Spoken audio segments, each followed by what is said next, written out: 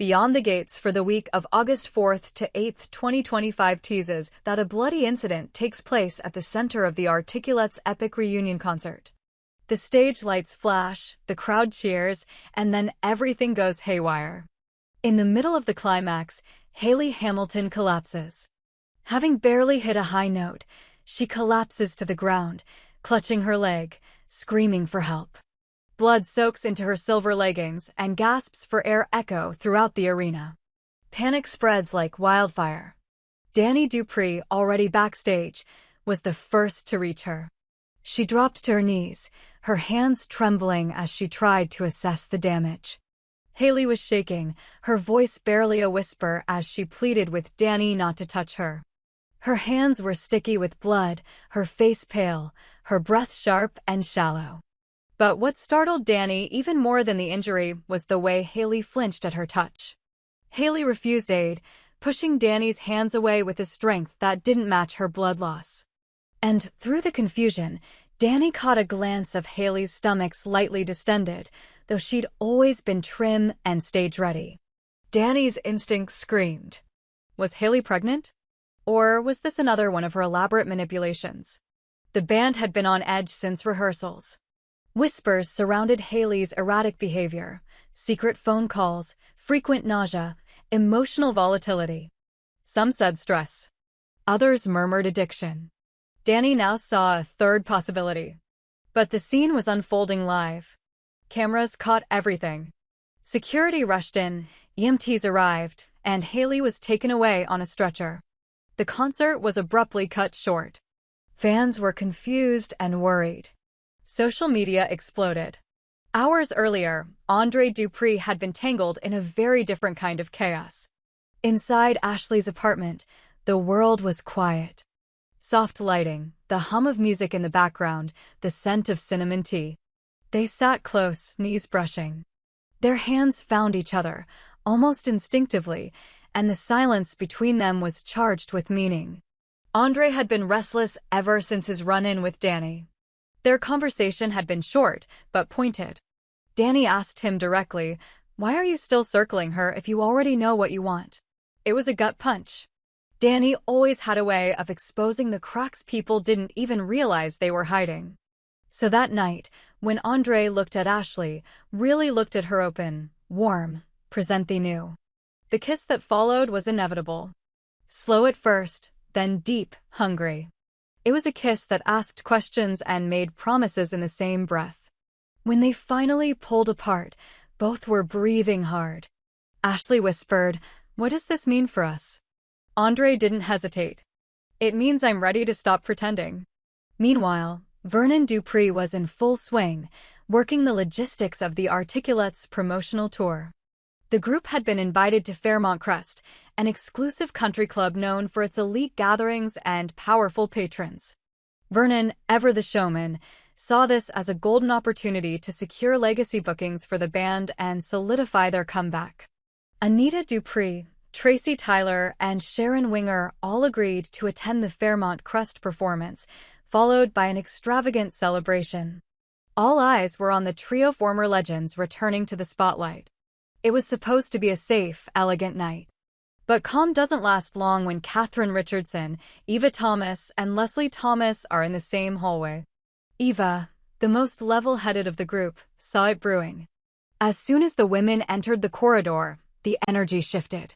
Katherine's heels clicked louder than necessary, her lips pursed in silent restraint. Leslie leaned against the wall with her arms crossed, smirking like she was waiting for a fight. Eva tried to preempt disaster. "Let's just enjoy the evening," she said, gently touching Katherine's elbow. "We've had enough drama." But Leslie, predictably, had no interest in peace. "Isn't this cute?" she said. "A reunion of has-beens who still think their name means something." Katherine's eyes snapped. "You don't get to talk about relevance when your last credit was a reality show pilot that didn't air." Eva stepped between them. "Enough. Don't do this here." But the damage was done. Katherine lost it. Her voice rose, echoing off the high-ceilinged hallway. She called them leeches. Said she'd had enough of the games.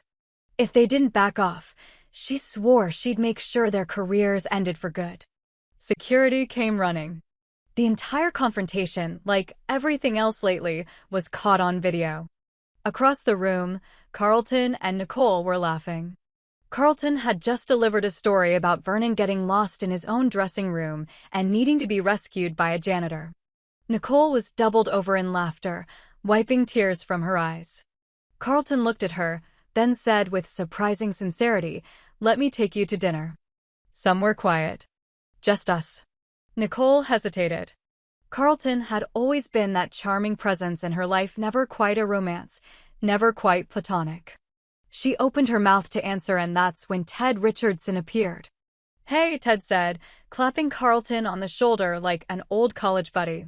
"Didn't expect to see you here." "Nicole, you look radiant as ever." Ted didn't seem to notice the frozen tension. He continued chatting, blissfully unaware that he'd interrupted something deeper. Nicole's expression faltered. Carlton gave a polite smile. Ted kept talking. Later that night, Nicole sat alone in her hotel suite, replaying the moment over and over. She wasn't sure what bothered her more, Ted's timing or her own inability to respond to Carlton's offer. Meanwhile, Haley's condition had sparked speculation. An official statement from her team cited dehydration and exhaustion. But Danny wasn't convinced. She asked around, quietly, carefully. No one could confirm if Haley had been to any prenatal appointments. No one could say for certain if she was really pregnant. But Danny had seen something. And her gut told her there was more to the story. She reached out to Andre. They hadn't talked since his shift toward Ashley. The call was short. "Meet me tomorrow. We need to talk about Haley." Andre agreed. He didn't say it, but he'd been feeling uneasy ever since the concert. Something about Haley's fall didn't sit right with him either. By morning, the headlines had shifted from Haley's injury to the hallway brawl at Fairmont Crest. Clips of Catherine yelling, Leslie smirking, and Eva trying to mediate were all over entertainment news. Vernon was livid. The positive buzz he'd built was unraveling. In the meantime, Sharon Winger, who had tried to stay above the chaos, made a call to Tracy Tyler. "We need to talk," she said. "Off the record. About everything." The foundations were beginning to crack. The Articulate's return had turned into a spectacle, and not the kind they'd planned for. And lurking just beneath the surface were secrets waiting to explode. None of them had realized yet just how far the consequences of that night would reach. Not just for Haley. Not just for Andre or Ashley. But for everyone tied to the legacy of the Articulates and those orbiting around them. The stage was set. And the worst was still to come. By the time Haley was discharged from the hospital, the rumors were out of control. Paparazzi photos captured her being wheeled out with a blanket over her lap, her face expressionless. Speculation ranged from a torn ligament to a hidden pregnancy complication. No official statement was made. But what circulated beneath the surface, among those who knew Haley best, was far more complicated. Danny met Andre in the lobby of a quiet downtown hotel. She didn't waste time. "She's hiding something," Danny said. "And I think you know what." Andre looked away. "She told me she was going to tell everyone after the concert. That she'd make an announcement." "About what? A baby? An injury? Or something else?" Andre didn't answer directly. Haley's been spiraling for a while. And when she realized this reunion was the last thing keeping her relevant, she latched on. "If she's pregnant. I don't even know who the father would be." Danny's eyes narrowed. "You're not sure she even is?" Andre shook his head. "It's Haley. Everything's a performance. But the blood? That wasn't fake. Whatever's happening, it's real, and it's dangerous." Meanwhile, Ashley hadn't seen Andre since their kiss. He'd gone quiet, distant. She didn't press him. Ashley wasn't one to chase affection. Still, a part of her hoped the connection they'd found hadn't been a fleeting distraction. Carlton finally followed up with Nicole. He sent a simple text, "Dinner's still on the table. If you're ready." Nicole read the message twice, then set her phone down. The way Ted had swooped into that moment at Fairmont Crest haunted her more than she wanted to admit. Ted always had that way of interrupting her life, just when things were starting to move forward. But Carlton wasn't like Ted. Carlton waited. Still, Nicole knew the larger problem wasn't just romance, it was legacy. Her name, tied to Vernon's empire and now tangentially linked to the mess at Fairmont, carried weight. And weight had a cost. Elsewhere, Catherine Richardson summoned Eva Thomas to a private meeting in the back of a posh art gallery. No Leslie. No cameras. No distractions. Catherine was visibly shaken. "She's planning something," Catherine said. "She's stirring the pot again." Eva folded her arms. "Leslie always stirs the pot. What's new? This time she's going after Vernon. She says she is proof he's been siphoning funds from the Fairmont Crest deal to finance his own side ventures." Eva sat back. That was dangerous. If Leslie had even a sliver of evidence, the entire Articulate's comeback would implode. Not just Vernon's reputation, but everyone tied to the reunion: Anita, Tracy, Sharon, even Carlton. Catherine continued. "She wants to meet. I'm not going. But if we don't stop her, she'll go public." Eva nodded slowly. "Let me talk to Anita." The next morning, Nicole arrived unannounced at Vernon's office. She didn't knock. "Is it true?" Vernon blinked. "Excuse me. Leslie's threatening to leak something about Fairmont Crest. Are you giving her ammunition?" Vernon's jaw tightened. "You think I'd sabotage my own artists? My own daughter? I think if it meant getting out of a bad deal or covering your tracks, you'd justify it in your head. So I'm asking you, are you clean?" There was a long silence. Then Vernon said, "Not everything about Fairmont was above board. But it wasn't theft. It was negotiation." Nicole exhaled slowly. "Then you need to come forward. Now. Before Leslie does." The next day, Vernon called a press conference. He admitted to shifting funds during the Fairmont Crest planning, citing it as a strategic move to invest in Articulate's future projects. He framed it as a business risk, not misconduct. It was just enough transparency to blunt Leslie's attack. But it wasn't enough to stop her. Leslie released a heavily edited video montage the same night, spliced clips of Vernon bragging about backroom deals, Catherine's hallway threats, and even a grainy shot of Andre exiting Ashley's apartment. She called it the real Gates, unfiltered. It trended instantly. Public perception soured fast. Anita's name trended for the wrong reasons. Sharon released a statement distancing herself from the club's politics. Tracy remained silent. Nicole was furious. Not just at Leslie, but at all of them for letting it get this far. She called Ashley, who had been keeping her head down. "You were right there. Did he tell you anything? About the video? About Leslie?" Ashley sighed. "Andre didn't know. But I think Haley might have." Before the concert, she was panicked. Said someone was watching her. Said she was scared of what would come out. Nicole leaned forward. "What else?" She said if it aired, she'd lose everything. Danny caught wind of the same story from a different angle. Haley's nurse, off the record, told her Haley had begged for a phone call someone named Elle. Danny connected the dots. She's in contact with Leslie. The finale came at the next Concert Stopa scaled-down venue in Austin. Anita, Nicole, Danny, and Carlton were all there. Haley, against doctor's orders, insisted on performing. She limped on stage, smiling weakly. Halfway through the set, she stopped singing. "I need to say something," she said, panting into the mic. The audience hushed. "I faked part of it. The pregnancy, the collapse. I thought it would buy me sympathy. I thought it would keep the group together. But then the blood, that wasn't fake. That was real. I was pregnant. I'm not anymore." Gasps. Then silence. She continued. "Leslie recorded us. All of us. Manipulated us. I knew what she had, and I helped her because I thought it would make me safe. But it didn't. I lost everything." She dropped the mic and walked off stage.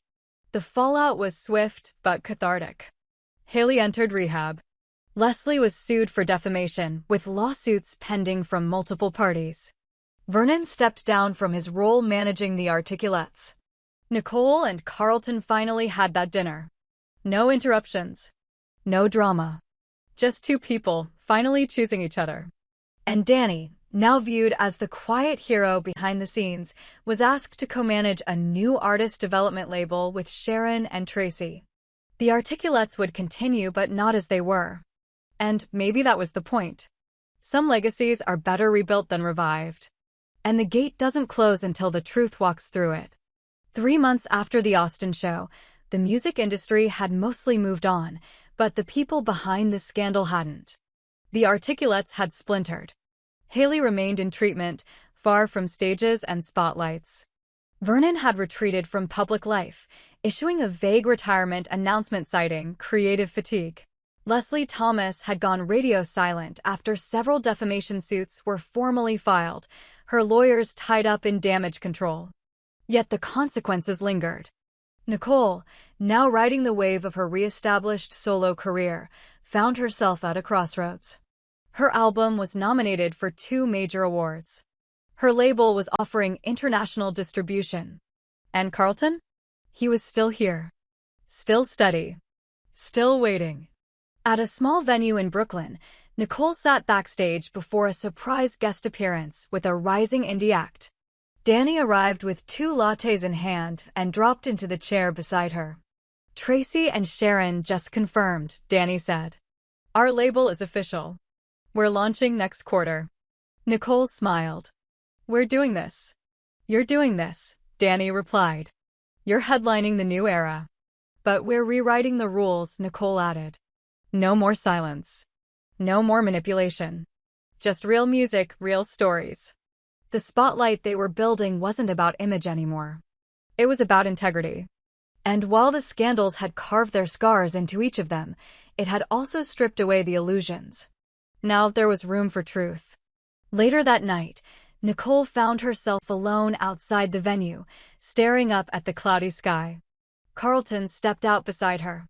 You never answered my question from Fairmont Crest, he said. Nicole turned. About dinner?